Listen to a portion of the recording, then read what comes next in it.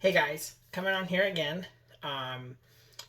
Somehow a fly got into my apartment, and I'm such a don't want to kill it, but I should have definitely saved it for the spider.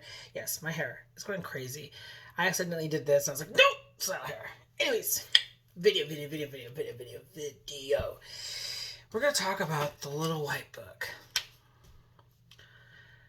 and my adventure on disliking it for people who are starting out in tarot. And I wish somebody made this video for me to help me with my tarot cards. My tarot card life was based on this book for a whole year. So my first deck that I got, hold on, let me show you. There, sorry, had to pause. My very first tarot deck is in this lovely box. I love this box. I waited for it to be marked down, literally, for like 6 months. Had to wait for it, and they marked it down, and I finally got it. They wanted $30 for this. Like, I understand wooden with a little bit of a... I almost got a little lock for it so I can protect my tarot cards, but I just know no one doesn't really touch my shit because I get a little bitchy. Anyways, so my tarot is in this lovely box. My first tarot deck. And...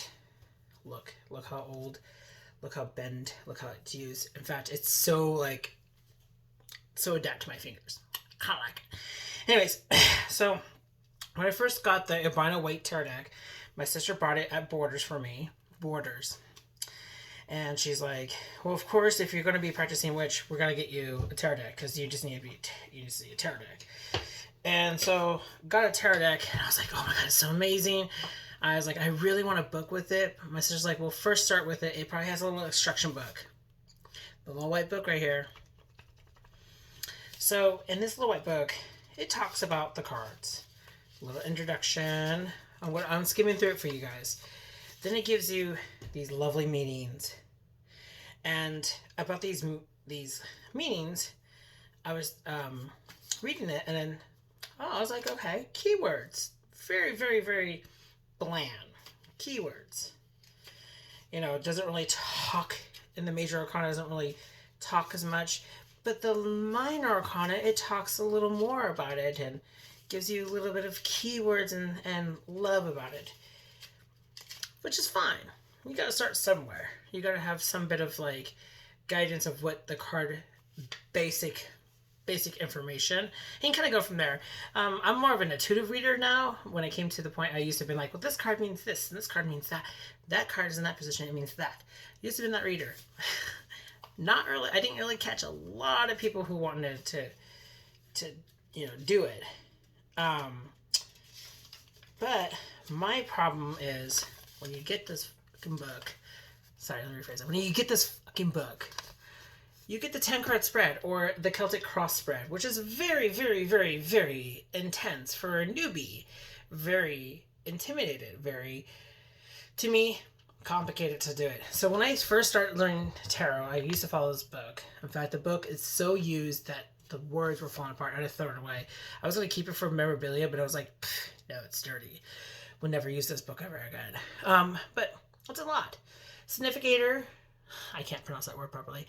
The card right there. Like, seriously, you gotta like figure out what definition, and they go by like what the card actually looks like. So technically, I will be Knight of Pentacles based on my image, based on my dark looks, dark everything, dark futures. However, I identify myself as Knight of the Swords because I'm an air creature, and Knight of Swords is one of my favorite cards. Swords are actually one of my favorite set of cards in the Minor Arcana. Meaning and imagery and everything. But, yeah, they slam that onto you as a newbie. And then they give you a tiny little list, a tiny little detail of the layout and stuff like that. And please, really, one little picture, one little paper for notes. Who's going to write a note in that? You should might as well get yourself a tarot card book to write your stuff in there. Like, honestly, a lot, like, especially this, like last week's video.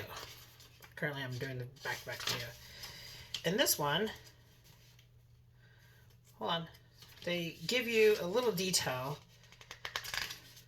and then they slam this, six cards, 5 cards. That's intense. And then there's the 3 cards, which is really something you should really do. My best advice for anybody who wants to get into tarot cards is grab yourself a fucking book. Buy a book. Read it. Disagree with it. Agree with it. Do what you need to do. Write down your thoughts about a book. I mean, you got to get a gist on other people's feelings on their cards, and kind of get the notion, because they're really a lot of authors out there are really good, and they write books. However, you can also go about with your own meanings. Especially do your own meanings. But fill it out. Talk to yourself and say, "Hey, I kind of like this. I kind of like that. The star represents aspiration and imagination and all that stuff." Like, go with it. Go with the flow. Make sure everything's comfortable for you. Don't let anyone tell you otherwise. But I got a 4 books here that I would like to give you a little bit of.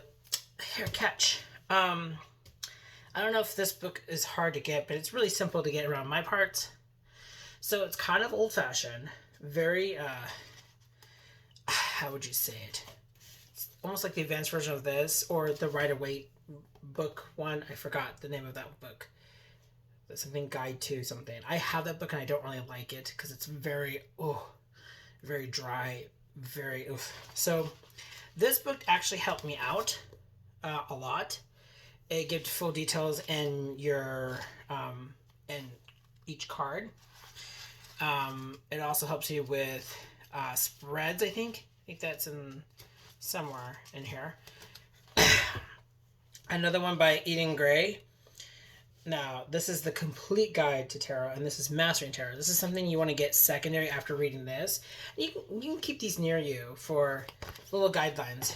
This one, she has a little more of a same layout as her other book, but there's a little information. Oh, like, look, my bookmark, my old bookmark. I found it. It's so heavy.